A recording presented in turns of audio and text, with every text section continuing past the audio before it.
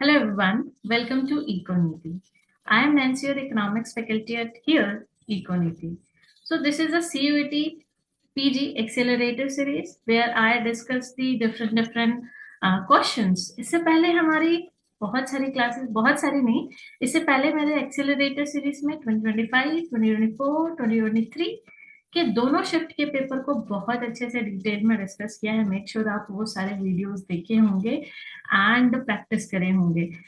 And practice से याद आया कि आपका एग्जाम सिर्फ और सिर्फ एक हफ्ते बचे हुए हैं। सो इस एक हफ्ते में आपको क्या करना चाहिए, क्या नहीं करना चाहिए, इस पर डिस्कस कर लेते हैं। क्योंकि बच्चे जैसे एग्जाम आता है ना तो बहुत ज्यादा इन हरी हो जाते हैं और उनको समझ नहीं आता कि रिवीजन कैसे करें, इस लास्ट टाइम में किस पे ज्यादा फोकस करें एंड प्रैक्टिस कैसे करें, ये बहुत इंपॉर्टेंट होता है। तो इस लास्ट टाइम में आप जितना ज्यादा हो सके पीवाईक्यूज को सॉल्व करिए एंड उससे रिलेटेड सारे कंसेप्ट को पढ़िए। क्योंकि आपका कंसेप्ट ही रिपीटेड टॉपिक्स पे आपका क्वेश्चंस बन रहे हैं। मेक श्योर आप उसको जा करके मॉक से याद आया, प्रैक्टिस से याद आया कि हमारा CUET PG एक्सेलरेटर सीरीज का मॉक जो है वो टोटली लाइव हो चुका है।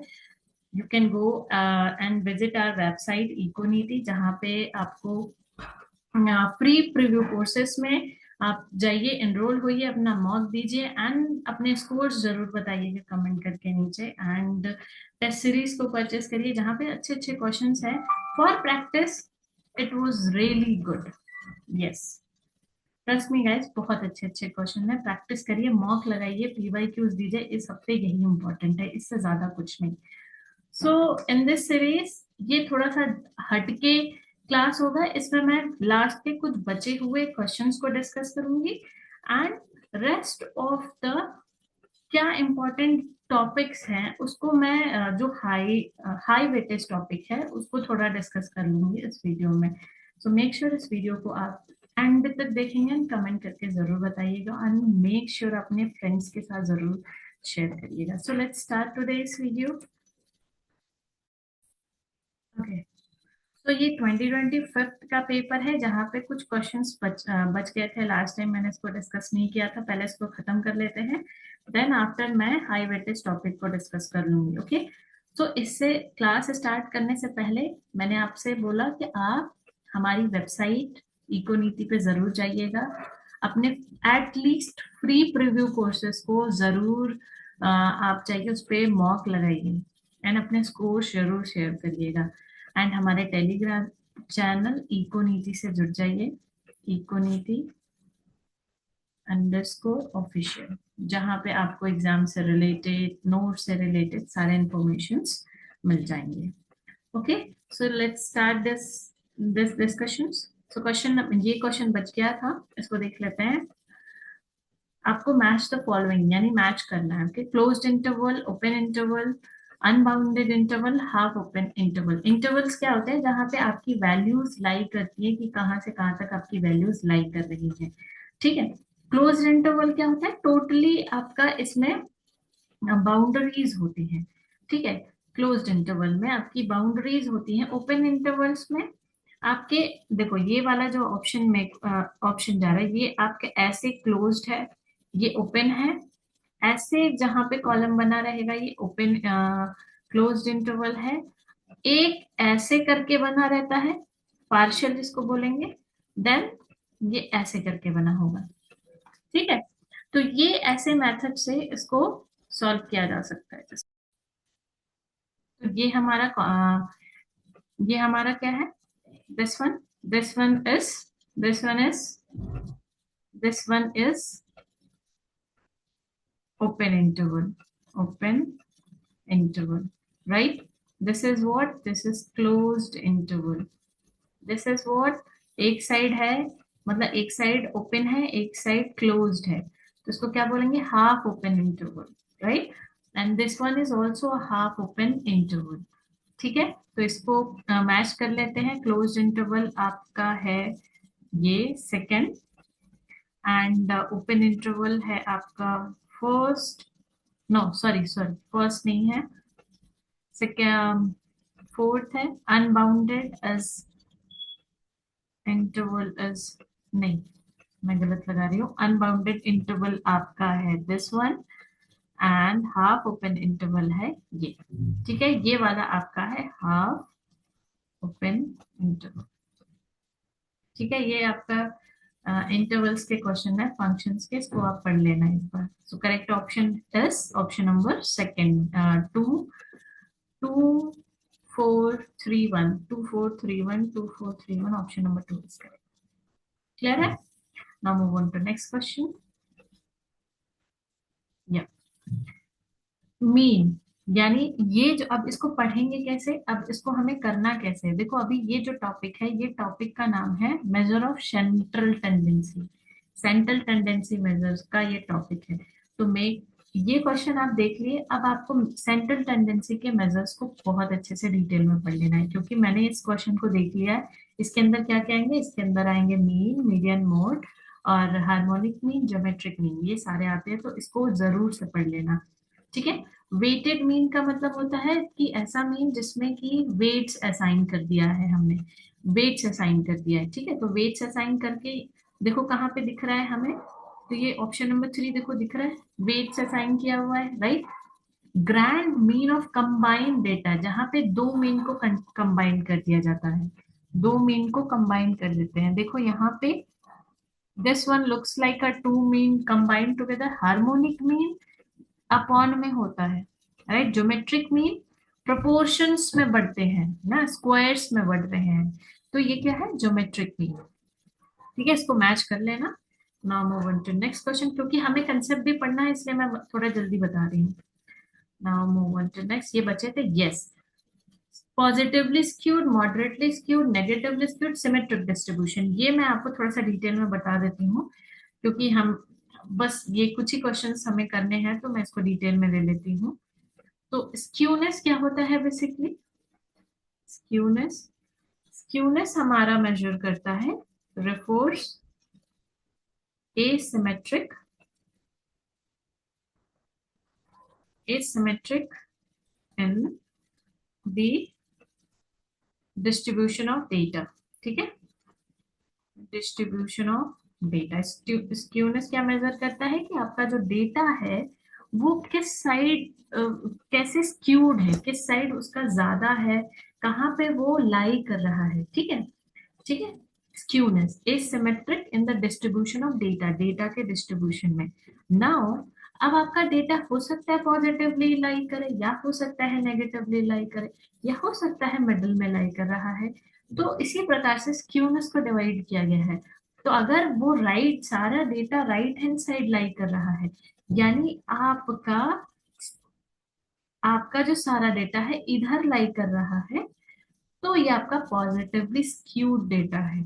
यानी अगर इसमें हम क्या कह सकते हैं कि arithmetic mean is greater than, median is greater than mode. ठीक है, ओके, यानी यहाँ पे जो वैल्यू है मीन है, यहाँ पे मीडियन है, यहाँ पे मोड है। क्लियर? इसको बोलते हैं पॉजिटिवली स्क्यूड, पॉजिटिवली स्क्यूड, या फिर इसको right, right, right tail skewness भी बोलते हैं, राइट स्क्यूनेस। ठीक है, देन आफ्टर नेगेटिवली स्क्यूड और लेफ्ट टेल स्क्यूनेस क्या होगा, टेल्स का मतलब समझ रहे हो, लास्ट कॉर्नर में, यानी ये आपका लेफ्ट साइड में हाईली स्क्यूड होगा। इसको हम कहते हैं यहाँ पे mean is less than median is less than mode, mode की वैल्यू ज्यादा है। ठीक है, अब हम आते हैं जहां पे आपका स्क्यूनेस 0 होता है, ये केस होता है नॉर्मल डिस्ट्रीब्यूशन का, जहां पे mean equals to median equals to mode होता है। सारा जो डेटा है मिडल, मिडल पे लाई कर रहा है, ना तो पॉजिटिवली ना तो नेगेटिवली। क्लियर है? तो अब इससे इस क्वेश्चन को देख लेते हैं। पॉजिटिवली स्क्यूड हमने पता है कि मीन ज्यादा, अर्थमेटिक मीन ज्यादा है, तो देखो ए का 4 लगाते ही आपका ये पूरा कंप्लीट हो गया। ठीक है, ए का 4 लगाते ही हमारा हो गया, यानी कि मैंने, हमें, मुझे ये समझ में आया कि सीयूईटी पीजी जब भी आप इसके क्वेश्चंस कर रहे होगे एग्जाम में, elimination method is the best way to solve this paper. पूरा नहीं करना है, एक दो अगर आपका स्टेटमेंट भी क्लियर हो जाता है और आप ऑप्शन में चेक करोगे तो आप उससे क्लियर कर सकते हो। ठीक है, बाकी मैं इसको बता देती हूँ। मॉडरेटली स्क्यूड जहां पे बराबर है, ठीक है, एक सेकेंड, सिमेट्रिक डिस्ट्रीब्यूशन है ना ये तो, यप। एंड बी का है आप निगेटिवली स्क्यूड आपका सेकेंड है, एंड मॉडरेटली आपका थर्ड है। ठीक है, तो ऑप्शन नंबर 2 इज करेक्ट। 4 3 2 1, 4 3 2 1, ठीक है। Now move on to next. Translog production function, generalized Leontief production function, Cobb-Douglas production function, constant elasticity of substitution production function। देखो ये सारे प्रोडक्शन फंक्शन के टाइप है, तो यहाँ से हमें समझ में आ गया कि हमें प्रोडक्शन फंक्शन के टाइप्स को पढ़ लेना है। ठीक है, कॉब डगलस प्रोडक्शन फंक्शन क्या होता है, जहां पे हम वैल्यूज, जो पावर्स, वैल्यूज पावर्स में होती है। कॉब डगलस कैसा दिखता है, कॉब डगलस दिखता है आपका, डगलस ए लेबर, ए यानी आपकी टेक्नोलॉजी, टेक्नोलॉजी मान लेते हैं, अल्फा के 1 - अल्फा, ये आपका कॉब डगलस प्रोडक्शन फंक्शन है।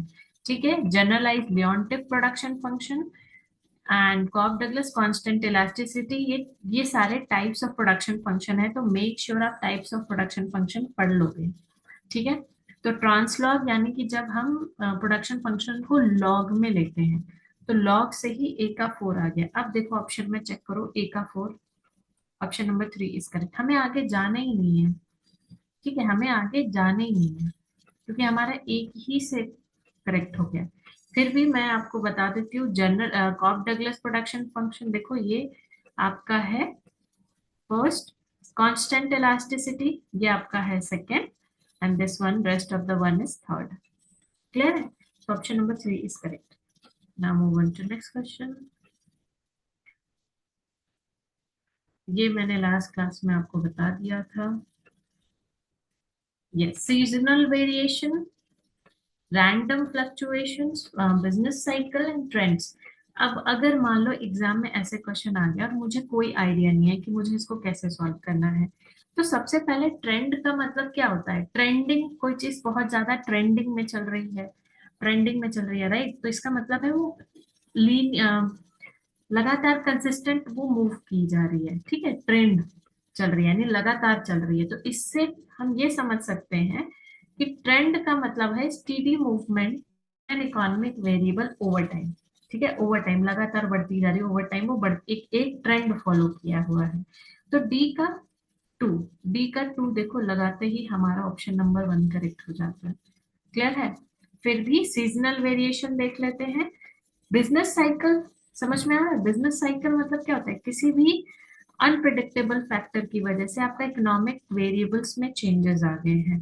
यानी कि अगर हम देखें unpredictable factors, movement in economic variable that are due to unpredictable factor, तो ये हो गया option number 4।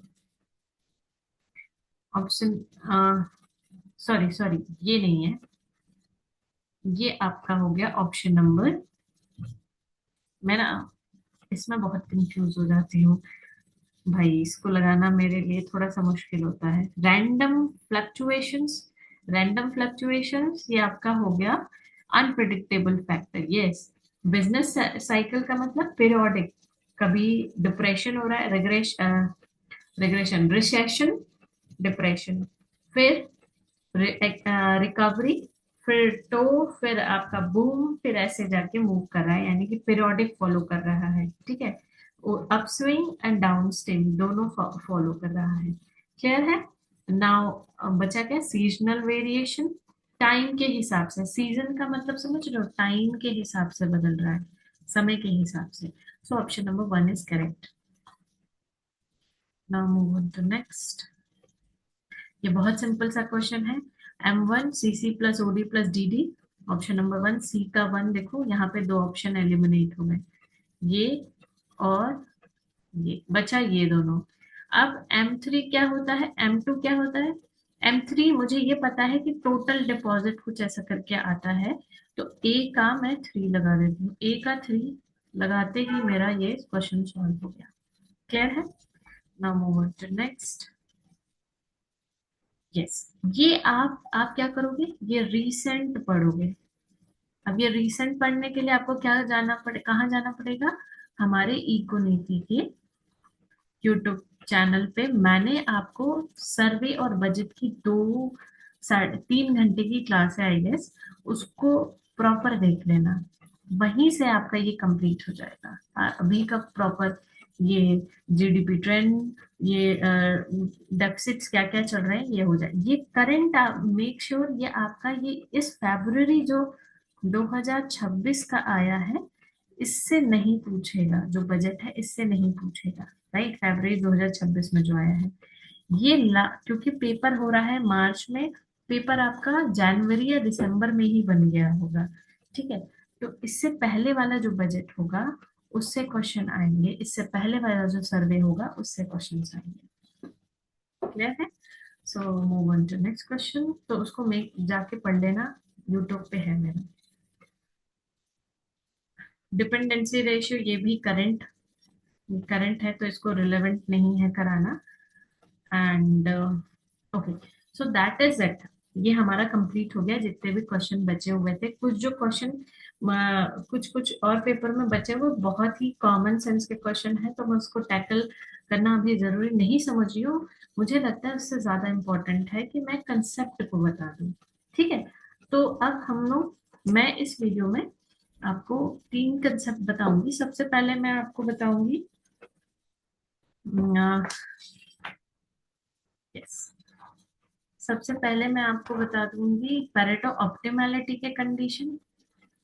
Pareto optimality discuss करेंगे इस वीडियो में। देन आईएसएलएम मॉडल, क्योंकि मैंने क्वेश्चन इससे ज्यादा देखा है, तो मुझे लगता है आईएसएलएम मॉडल देखना ज्यादा जरूरी है। And ISLM model, then after ISLM BP model, कुछ मैं सोलो के ग्रोथ का भी बताऊंगी, सोलो पे ग्रोथ ओरिएंटेड। देन देखते हैं कितना मैं इसमें से कवर अप कर पाती हूँ, क्योंकि आप इस सबको पढ़ के जाना। कोऑपरेटिव गेम, ठीक है, कोशिश करूंगी मैं इसमें स्टैकलबर्ग एंड ओलिगोपॉलीमार्केट इसको पढ़ा पाऊँ। देन आफ्टर इसके बाद गेम थ्योरी आप पढ़ लेना, जिसमें आपको नैश इक्विलिब्रियम निकालना होता है। ठीक है, मेक श्योर आप उसको पढ़ लेना। तो ये सारे जो क्वेश्चंस हैं, क्लासिकल लीनियर रिग्रेशन मॉडल, उसके एजम्पशंस, ये सारे आप पढ़ लेना। ठीक है, तो मैं कोशिश करती हूँ कि इसमें से कुछ बहुत most important concept cover up करने की।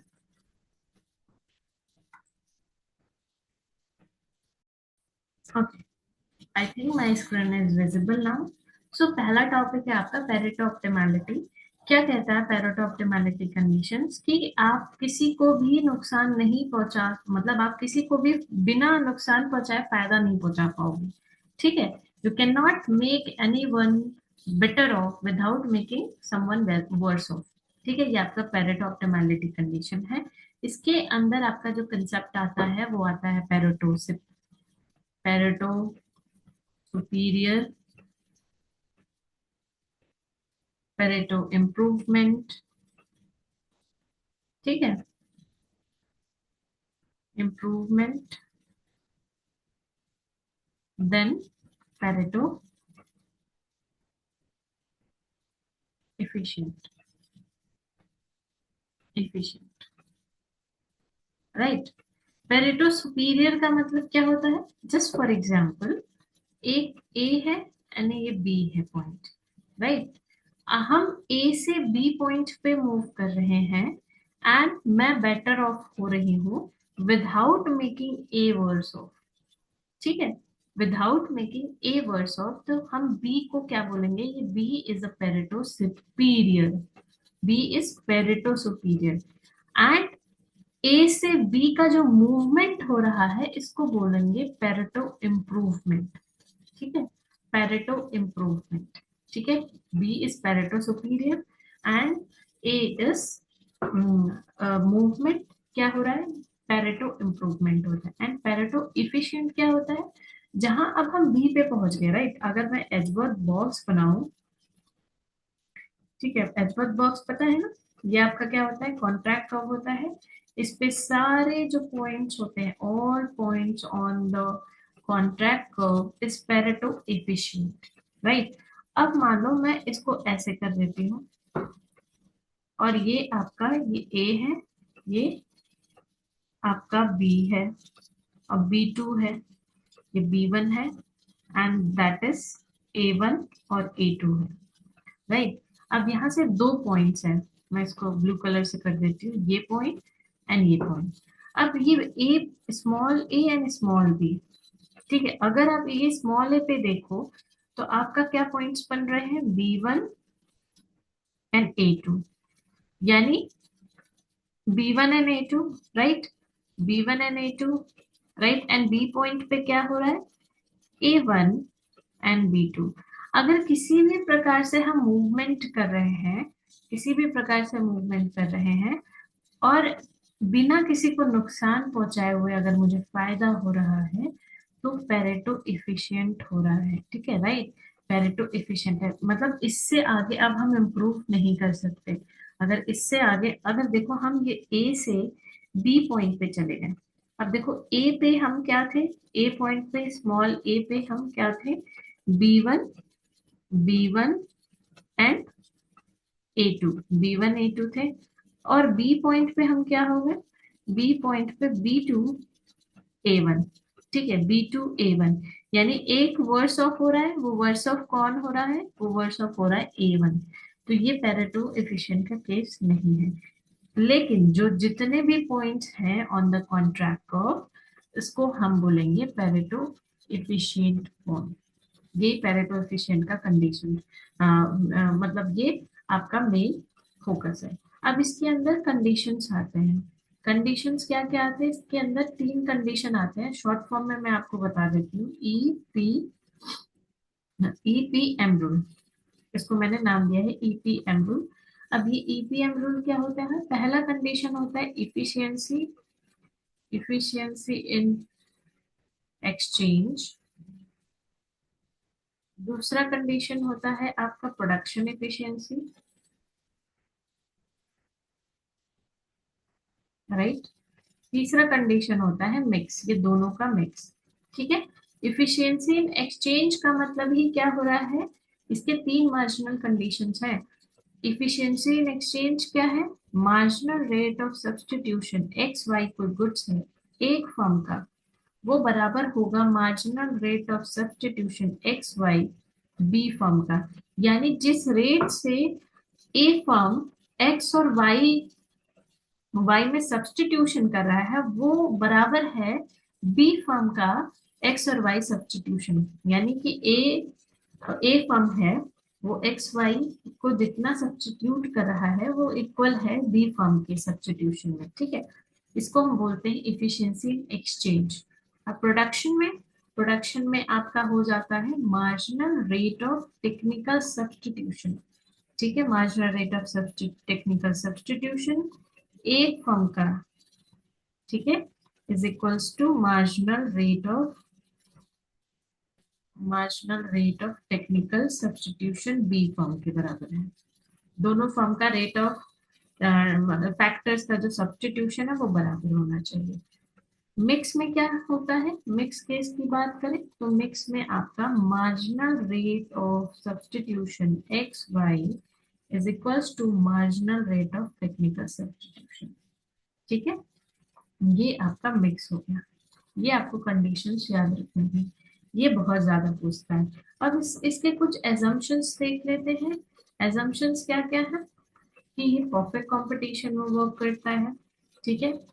पेरेटो एफिशिएंट में कोई भी एक्सटर्नलिटी नहीं होती है। एक्सटर्नलिटी से याद आया, कोस थ्योरम पढ़ लेना, एक्सटर्नलिटी, राइट। देन इस perfect market, perfect information, market में परफेक्ट इन्फो होता है। देन कोई भी ट्रांजैक्शन कॉस्ट नहीं होता है, नो ट्रांजैक्शन कॉस्ट। और प्रेफरेंसेस आपके कन्वेक्स होते हैं। तो ये कुछ इंपॉर्टेंट पॉइंट ऑफ व्यू का कंप्लीट मार्केट होता है, कंप्लीट मार्केट। ठीक है, तो ये कुछ इंपॉर्टेंट आपके पॉइंट्स थे पेरेटो एफिशिएंट में। अब यहाँ पे अब इस कंडीशन में अगर अंडर परफेक्ट कंडीशन में ये पेरेटो एफिशिएंट वर्क कर रहा है, तो marginal rate of substitution X Y इसके अपने प्राइस के बराबर होगा, price of X price of Y. Marginal rate of technical substitution labour और कैपिटल अपने प्राइस के बराबर होगा। ठीक है, और ये मिक्स में क्या हो जाएगा, marginal rate of substitution X Y equals to marginal rate of technical substitution equals to W by R. ये प्रॉपर पूरा एक मिक्स में हो जाता है। ठीक है, तो ये पेरेटो एफिशिएंट का आपका ओवरव्यू था। हाँ, इसमें हमेशा एक क्वेश्चन बनता है कि क्या आपका पेरेटो एफिशिएंट आपका इक्वल डिस्ट्रीब्यूशन करता है? नहीं, पेरेटो एफिशिएंट कंडीशंस या पेरेटो एफिशिएंट कभी भी आपको इक्वल डिस्ट्रीब्यूशन के बारे में बात नहीं करता है। ये आपका सिर्फ बात करता है एलोकेटिव एफिशिएंसी के बारे में, यानी एलोकेशन एफिशिएंसी के बारे में बात करेगा। ये आपको कभी नहीं बताएगा जो भी डिस्ट्रीब्यूशन अगर हो रहा है वो इक्वल हो रहा है कि अनइक्वल हो रहा है, फेयर हो रहा है, क्या हो रहा है, तो नहीं बताएगा। ठीक है, तो हम कैसे समझ सकते हैं कि Pareto efficient condition does not imply fairness of the allocation. ठीक है, फेयरनेस ऑफ द एलोकेशन नहीं बताएगा। ठीक है, तो क्या कंडीशन ये नहीं बताता है? ये नहीं बताएगा जो इनकम डिस्ट्रीब्यूट हो रहा है वो इक्वल है। ये कभी नहीं बताएगा कि इक्वल कंजम्पशन हो रहा है। ठीक है, ये ना तो ये बताएगा कि आपका जो डिस्ट्रीब्यूशन है वो फेयर है, ये नहीं बताएगा कि आपका जो वेलफेयर है वो इक्वल है। तो ये सारे कंडीशंस आपका पेरेटो एफिशिएंट पेरेटो नहीं बताते हैं। ठीक है, ये आपका पेरेटो एफिशिएंट था। अब इसी के अंदर इसी के फर्दर थोड़ा मूव कर लेते हैं। दो वेलफेयर थ्योरम होते हैं first welfare theorem, welfare theorem, एक होता है second welfare theorem. First welfare theorem बोलता है कि सारे परफेक्ट कंपटीशन के अंदर सारे जो कंडीशंस होते हैं वो पेरेटो एफिशिएंट होंगे, सारी चीजें आपकी पेरेटो एफिशिएंट होंगी under a condition of perfect competition. Second welfare बोलता है कि अगर पेरेटो एफिशिएंट नहीं है कोई भी कंडीशन, तो हम रीडिस्ट्रीब्यूशन के प्रोसेस से रीडिस्ट्रीब्यूशन करके हम पेरेटो एफिशिएंसी अचीव कर लेंगे और हमारा मार्केट एफिशिएंट हो जाएगा। ठीक है, ये दो आपका वेलफेयर थ्योरम है, इसको आप यही बोलता है, इसका मतलब ये क्रक्स यही है। ठीक है, so this is all about Pareto efficient, जो कि हमेशा पूछ रहा है। तो मैंने इसका ओवरव्यू दे दिया, ओवरव्यू नहीं बहुत डिटेल में दे दिया इसको। Now next topic is ISLM model, क्योंकि इससे बहुत ज्यादा क्वेश्चन पूछे हैं तो मैं आईएसएलएम मॉडल बता देती हूँ।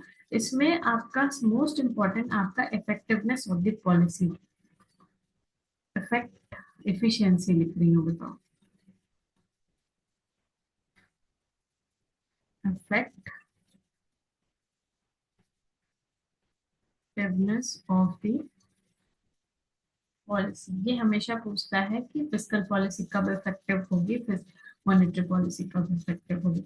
तो आपको पता होना चाहिए कि जो हमारा आईएसएलएम है, आईएस हमारा गुड्स मार्केट इक्विलिब्रियम बताता है। ठीक है, एलएम हमारा मनी मार्केट इक्विलिब्रियम बताता है, और दोनों मिलकर के डिटरमाइन करते हैं rate of interest and income level. ठीक है, दोनों मिलकर के डिटरमाइन करेंगे rate of interest and income level. IS curve हमारा कैसे डिटरमाइन होगा, आईएस कर्व के बारे में बात कर लेते हैं जल्दी से। आईएस कर्व हमारा डिटरमाइन होता है equality between investment and saving, यानी सारे जो पॉइंट्स होंगे आईएस कर्व में वो सारे जो पॉइंट्स होंगे वहां पे इन्वेस्टमेंट इक्वल्स टू सेविंग होगा। अब इन्वेस्टमेंट आपका रेट ऑफ इंटरेस्ट से इनवर्स रिलेशन होगा, ठीक है। और सेविंग आपका रेट ऑफ इंटरेस्ट से पॉजिटिव होगा। यानी जैसे जैसे रेट ऑफ इंटरेस्ट बढ़ेगा हमारा सेविंग बढ़ेगा। और इनकम से भी पॉजिटिव रिलेशनशिप है। तो किंग्स एक्चुअली किंग्स ने किन से लिया गया है ना, तो किंग्स बोलता है saving is a function of income और interest rate is a function of, sorry, investment is a function of interest rate. Clear है? तो इसकी वजह से अगर दोनों को कंबाइन करोगे इन्वेस्टमेंट एंड सेविंग्स स्केड्यूल को, तो हमारा आईएस कर्व डिटरमाइन होगा which is downward sloping, which is downward sloping.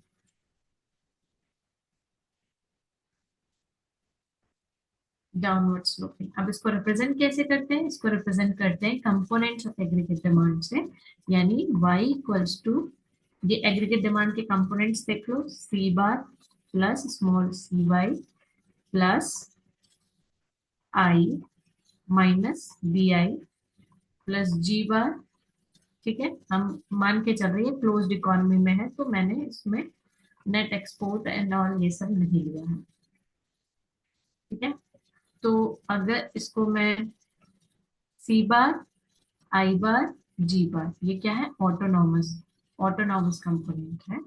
ये सिर्फ और सिर्फ ये ऐसे हैं जो इनकम से डिटरमाइन नहीं होंगे लेकिन अदर फैक्टर से डिटरमाइन होंगे। Clear? C Y minus B I, Y equals to, Y Y term को एक साथ ले लिया हमने, A bar minus B I, Y Y common out हो गया, one minus C, A bar minus B I, Y equals to A bar upon one minus C minus B I upon one minus C. What is this? This is IS schedule. This is IS schedule. ठीक है, अब ये आपका IS curve का slope है, slope which is negative. ठीक है, ये आपका क्या है? Intercept, intercept. अगर ये बी क्या रिप्रेजेंट कर रहा है? Interest sensitivity of investment. ठीक है, बी आपका रिप्रेजेंट कर रहा है इंटरेस्ट सेंसिटिविटी ऑफ इन्वेस्टमेंट। जितना ज्यादा इंटरेस्ट आपका सेंसिटिव होगा इन्वेस्टमेंट, उतना ही नहीं, इंटरेस्ट सेंसिटिविटी ऑफ इन्वेस्टमेंट यानी जितना ज्यादा आपका इंटरेस्ट रेट इन्वेस्टमेंट सेंसिटिव होगा with respect to interest rate, आपका आईएस को वैसे उसका स्लोप रहेगा, स्टीपर होगा कि वो फ्लैटर होगा, इस पर डिपेंड करेगा। क्लियर है? अब यहाँ पे क्वेश्चन क्या पूछता है कि आपका स्लोप कैसे डिटरमाइन होता है? स्लोप आपका डिटरमाइन होता है इंटरेस्ट सेंसिटिविटी, मैंने बताया। ठीक है, अगर मान लो स्लोप आपका डिटरमाइन होगा आपका इंटरेस्ट सेंसिटिविटी ऑफ इन्वेस्टमेंट पे, and what is this? This is MPS. MPS one minus C is what? MPS, sorry, MPC है, MPC, MPC. Yes, I'm confused. It's MPS or MPC? MPS plus MPC equals to 1. Yes, it's MPS. Yep, I'm right. Clear है? तो इसके slope determine होते हैं। ठीक है, अब इसी से आपका fiscal policy and monetary policy effectiveness आता है कि क्या है monetary policy effectiveness. Fiscal and monetary policy slope पे डिटरमाइन करता है। अगर इंटरसेप्ट में कोई भी चेंज होगा तो आईएस कर्व शिफ्ट होगा। इंटरसेप्ट में कोई भी चेंज हो रहा है तो हमारा आईएस कर्व शिफ्ट करेगा। स्लोप में कोई भी चेंज हो रहा है तो हमारा आईएस कर्व या तो स्टीपर होगा या तो फ्लैटर होगा। इन सब में से दोनों में से कोई एक होगा, या तो स्टीपर या तो फ्लैटर। क्लियर है? अब मान के चल रहे हैं कि अगर हमारा आईएस कर्व स्टीपर है, ये आईएस कर्व है and this is LM curve. इसको मैं यहाँ बना लेती हूँ, एलएम कर्व।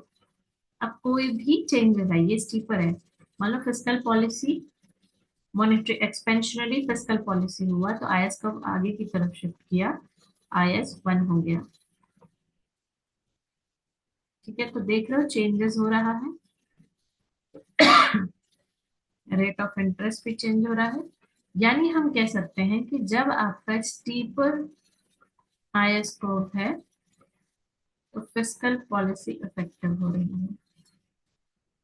क्लियर है? अब इसी का केस में फ्लैटर के केस में देख लेते हैं।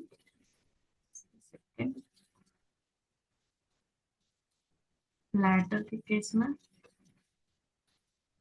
ये LM कर्व है, ये IS कर्व है। शिफ्ट कराओ ऊपर की ओर फिस्कल पॉलिसी।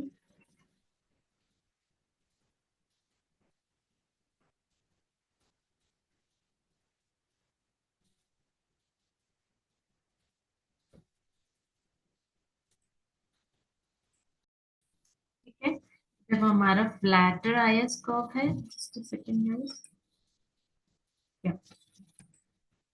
फ्लैटर है IS कर्व। फ्लैटर का मतलब क्या होता है? Just a second.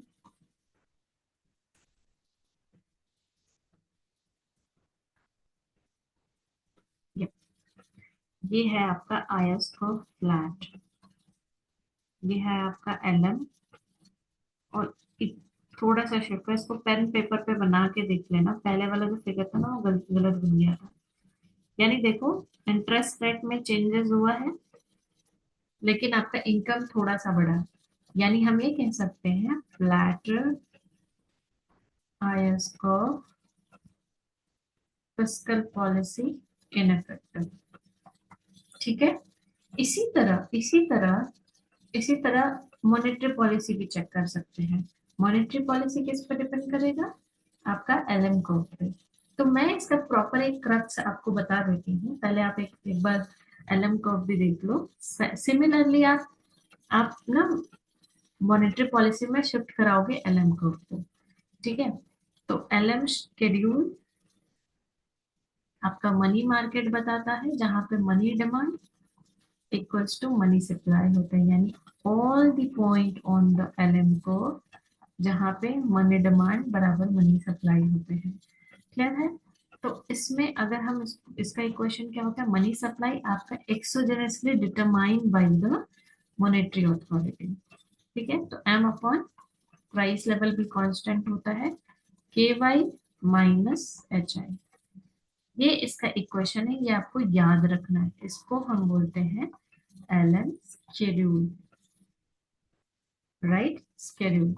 LM आपका पॉजिटिवली स्लोप्ड होता है, और हमेशा याद रखना LM ना हमारा नेगेटिव इंटरसेप्ट से स्टार्ट होता है, राइट? क्योंकि ये जो हमारा, अब इसको जब हम इसका स्लोप निकालेंगे ना, तो देखो I को इधर HI equals to KY minus M bar upon P, I equals to KY upon HI, sorry H minus M upon PI, PH, right? This is what? This is intercept. This is what? This is slope. Slope is positive, intercept is negative. Clear है? अब LM curve में कौन सी policy effective होगी? LM curve का आपका जो slope होगा, slope के अपॉन H। के आपका बता रहा है money demand sensitivity of income, right? और interest rate sensitivity of money demand.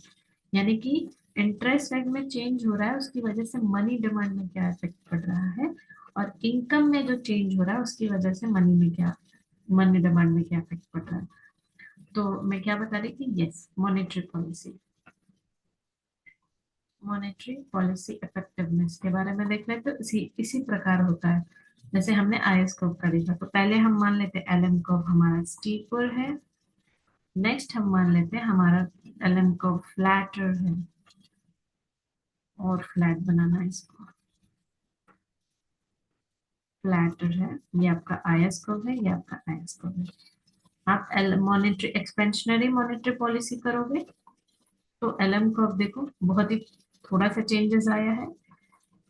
LM को अब आपका शिफ्ट करेगा ना नीचे की ओर, नीचे की ओर कोई भी चेंजेस होगा, मनी सप्लाई बढ़ेगा, एलएम का राइट वर्ड शिफ्ट होगा, मनी सप्लाई घटेगा, एलएम का लेफ्ट वर्ड शिफ्ट होगा। इसी प्रकार autonomous autonomous part of the component कोई भी चेंज होगा, अगर वो बढ़ रहा है तो आईएस का राइट वर्ड शिफ्ट होगा, अगर वो घट रहा है तो आईएस का लेफ्ट वर्ड शिफ्ट होगा। क्लियर है?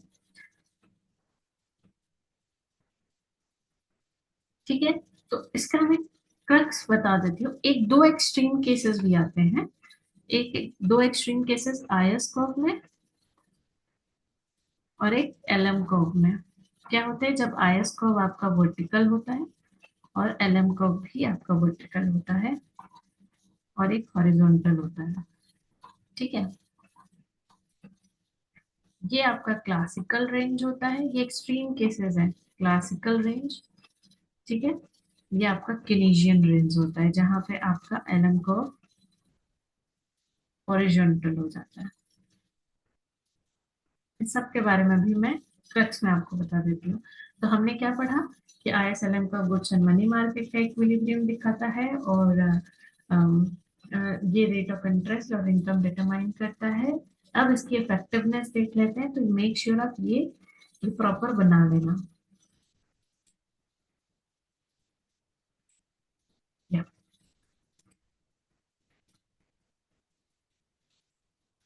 मैं इसमें बना लेती हूँ इफेक्टिवनेस जल्दी से, ताकि आप लिख सको उसको। ये आपके एग्जाम पर्सपेक्टिव से बहुत इंपॉर्टेंट है। ठीक है, ओ,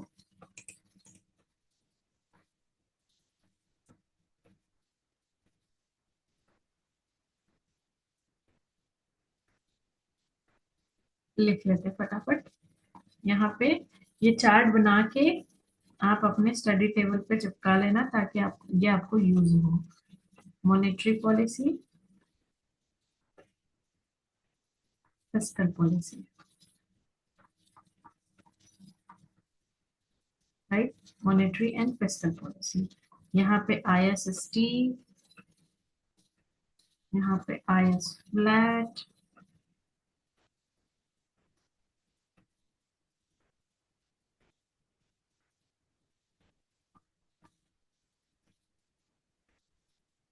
यहाँ पे आईएस वर्टिकल,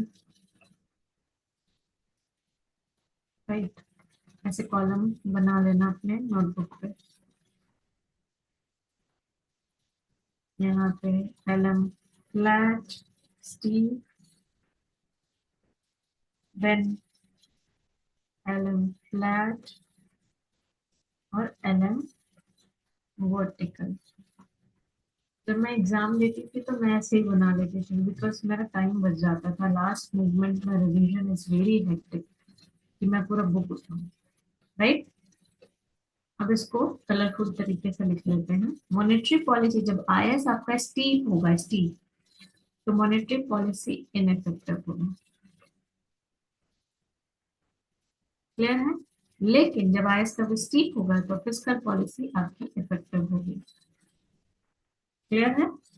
आईएस फ्लैट होगा तो आपकी मॉनेटरी पॉलिसी इफेक्टिव होगी, लेकिन इन फिस्कल पॉलिसी इनइफेक्टिव होगी। अब इसका मैं आपको वो भी दूंगी। अब आपका एस वर्टिकल है तो मॉनेटरी पॉलिसी इनइफेक्टिव है, ठीक है, लेकिन फिस्कल पॉलिसी आपकी इफेक्टिव होगी।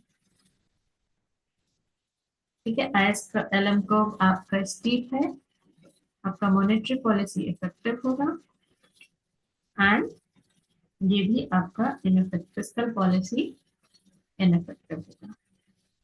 एलएम को फ्लैट है, बहुत सारे क्वेश्चन ऐसे पूछे गए हैं, तो आपका मॉनेटरी पॉलिसी इनइफेक्टिव होगा, फिस्कल पॉलिसी इफेक्टिव होगा। फ्लैट का मतलब समझो, हॉरिजॉन्टल। वर्टिकल है तो मॉनेटरी पॉलिसी इफेक्टिव होगा और ये इनइफेक्टिव होगा। Now this is the crux of this overall ISLM, क्या होगा, राइट।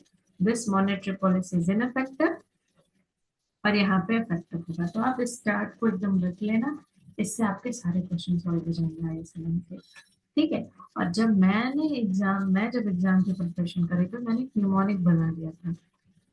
फिस फिस ये हंसना नहीं, बट ये न्यूमोनिक बहुत वर्क करता है। फिस FLM MPE, फिस FLM, सॉरी फिस के बाद है ना, मैं फिर से लिख रही हूँ।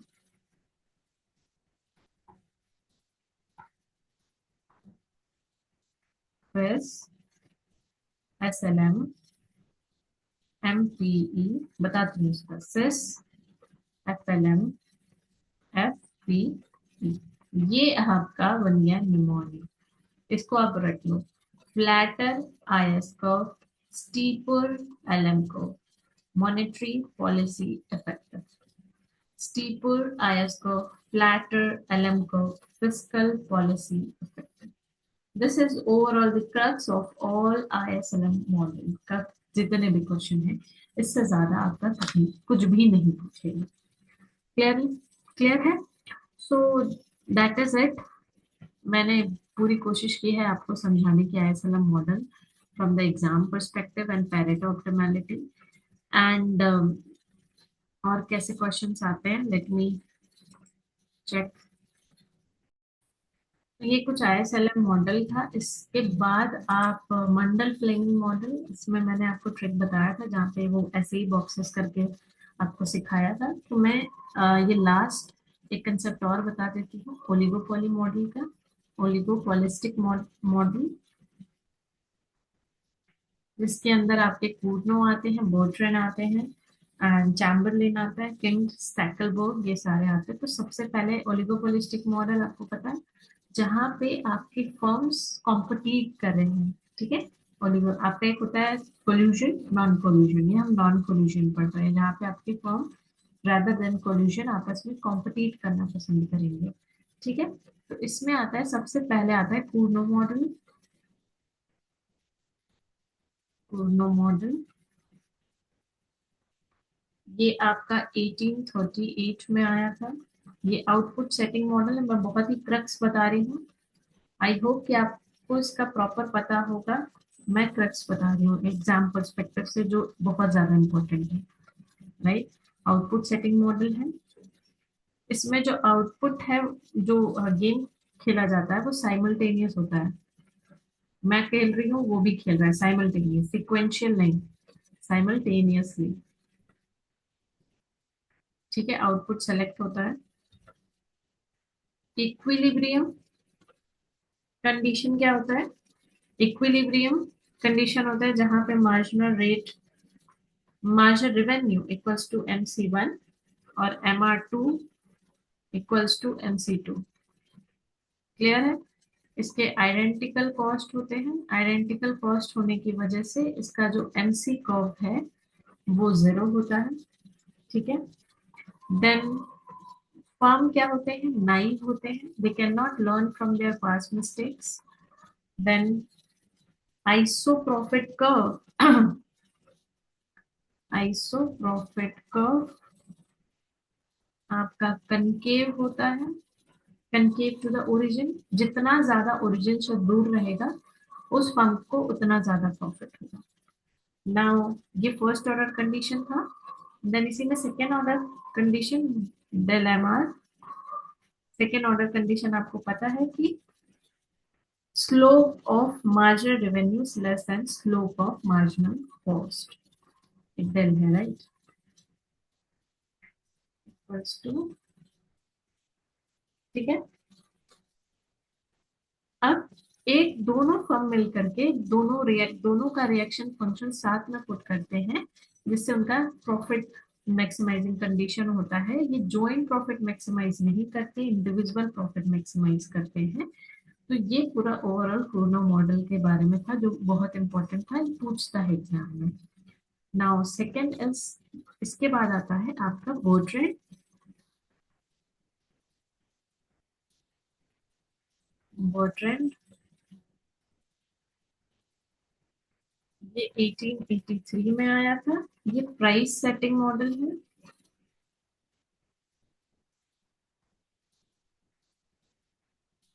ओके, बर्टन है, और यहाँ पे जो इक्विलिब्रियम है, equilibrium is stable, stable, stable equilibrium, and Nash equilibrium exist. अच्छा, यहाँ पे भी नैश इक्विलिब्रियम एग्जिस्ट करता है, ठीक है, नैश इक्विलिब्रियम यानी everyone is maximising their own profit.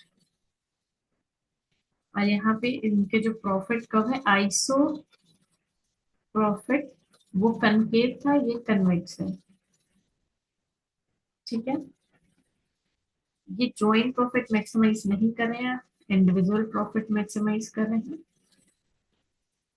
And यहाँ पे जो प्राइस सेटिंग है वो सिक्वेंशियल मैनर में हो रहा है, सिक्वेंशियल मैनर। ये आपका बोर्डन मॉडल है। प्राइस सेटिंग का मतलब समझो, पहले एक फर्म अपना प्राइस सेट करेगा, उसके बेसिस पे दूसरा फर्म करेगा। Now third, come on to third which is Chamberlin. इसको चैम्बरलिन ने स्मॉल ग्रुप ओलिगोपोली मॉडल दिया था, और ये दोनों नैश के जो इक्विलिब्रियम है, नैश भी है और प्लस स्टेबल भी है, ठीक है। और ये वर्क करता है सोफिस्टिकेटेड मैनर में, सोफिस्टिकेटेड, ओ गॉड मैं उसका sophisticated, yes sophisticated manner, monopoly, ठीक है। मतलब अगर सोफिस्टिकेटेड मैनर में वर्क करेगा कोई फर्म, तो वो मोनोपोली फॉर्म फॉर्म करेगा, ठीक है, अदर देन कुर्नो, अदर देन कुर्नो। इसी में आ जाता है, इसी के बाद आता है आपका किंग डिमांड को, जहाँ पे प्राइस एंड डिमांड रिजिडिटी की बात करती है, ठीक है। ऐसा करके किंग डिमांड कब होता है, यहाँ पे किंग फॉर्म करता है। यहाँ पे इक्विलिब्रियम का आपको कोई पता नहीं है, यानी दिस नॉट अप्रोप्रिएट है ही नहीं इक्विलिब्रियम, क्योंकि मार्जिन रेवेन्यू के बीच में ना ऐसे करके एक गैप हो जाता है, जिसकी वजह से जो आपका कर्व है, एमसी कर्व, यहीं से लाई करता है, इस ये इक्विलिब्रियम कंडीशन कहीं पे भी लाई करेगा, ठीक है। आई एम नॉट, ऐसा लगा मैं बोर नहीं कर रही हूँ, बट ये बहुत इंपॉर्टेंट है, पढ़ लेना, क्लियर है। नाउ इसके जो अपर पोर्शन है, ये वाला जो पोर्शन है, अपर पोर्शन का जो डिमांड कर्व है, वो मोर इलास्टिक है। मोर इलास्टिक क्यों है, कि फर्म प्रेफर नहीं करेगा अपना प्राइस इंक्रीज करना, ठीक है। अगर कोई भी प्राइस डिक्रीज कर रहा है, इंक्रीज कर रहा है, तो क्वांटिटी बहुत तेजी से कम होगी, ठीक है। और लोअर पोर्शन आपका लेस इलास्टिक है। लेस इलास्टिक होने का मतलब, अगर प्राइस एक फर्म डिक्रीज कर रहा है, तो अदर फर्म भी डिक्रीज करेंगे, जिसकी वजह से आउटपुट में बहुत ज्यादा डिफरेंसेस नहीं है, क्योंकि सबको डर है कि मेरा मार्केट खत्म हो जाएगा, एक फर्म मेरा मार्केट लेके चली जाएगी, इसीलिए, ठीक है। और स्टेबल नहीं है। और ये आपका कंसेप्ट है किंग डिमांड कर्व का। मार्जिनल रेवेन्यू कर्व जो इसमें होते हैं वो डिसकंटिन्यूअस होते हैं, डिसकंटिन्यूअस, ठीक है। Now fifth and the last is Stackelberg. Stackelberg आपका, इसमें लीडर एंड फॉलोवर होता है, एक लीडर होगा, एक फॉलोवर होगा, ठीक है। इसमें नैश इक्विलिब्रियम एग्जिस्ट नहीं करता, तो आपसे पूछेगा कि इसमें नैश इक्विलिब्रियम एग्जिस्ट नहीं करता, तो स्टैकलबोर्ड में है, ठीक है। दोनों के रिएक्शन फंक्शन को डाल के प्रॉफिट मैक्सिमाइज कर सकते हो, क्लियर है। तो ये आपका कुछ इंपॉर्टेंट कुर्नो मॉडल था, ठीक है। स्टैकलबर्ग में लीडर हाफ प्रोड्यूस करेगा, फॉलोवर उसका कम, ठीक है, आधा मार्केट प्रोड्यूस करेगा। अगर अब आपसे बात किया जाए कि सबसे ज्यादा सिक्वेंस में बैठा दो कि कौन कितना आउटपुट प्रोड्यूस कर रहा है, तो सब यहाँ पे है 100%, यहाँ पे है 50%, ठीक है। तो 100% जो आउटपुट प्रोड्यूस होता है वो परफेक्ट कंपटीशन में होता है, फिर उसके बाद आते हैं 100% के बाद आते हैं बर्ट्रेंड। बर्ट्रेंड में भी आपका 100% आउटपुट प्रोड्यूस होता है, 75% आपका आउटपुट प्रोड्यूस होता है पूर्णों में, सॉरी स्टेकलबर्ग में। यानी इसमें जो लीडर है वो half of the output produce करेगा, इसमें जो फॉलोअर है वो 1/4 आउटपुट प्रोड्यूस करेगा। नाउ पूर्ण ये आपका 66.67% आउटपुट प्रोड्यूस करेगा, यानी कि 3/4, राइट। एंड लास्ट 50% पे आपका मोनोपोली है। क्लियर है? सो ये हमारा एक टाइम, इसको मैं प्रोडक्शन टाइमलाइन बोलती हूँ कि कितना कौन आउटपुट प्रोड्यूस कर रहा है। So that is it on today's video. हमने पैरेट ऑप्टिमैलिटी पढ़ा, हमने कंडीशंस पढ़े, हमने आईएसएलएम मॉडल पढ़ा, सॉरी हमने कुर्नॉफ मॉडल पढ़ा।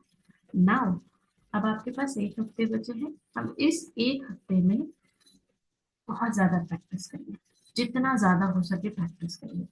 प्रैक्टिस के लिए हमारा मॉक लाइव है, 50% ऑफ चल रहा है इकोनीति में, जाइए ज्वाइन करिए।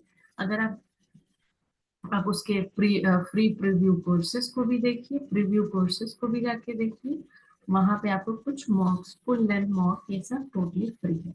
ज्वाइन जरूर जाके करिएगा। एंड डोंट फॉरगेट कि आप क्लासिकल मॉडल्स के एजम्पशंस, क्योंकि वीडियो बहुत लंबी हो जाता है इसलिए मैं सारी चीजें तो नहीं कवर अप कर पाई, बट कुछ कुछ मैंने आपको बता दिया। क्लासिकल मॉडल के एजम्पशंस, गेम थ्योरी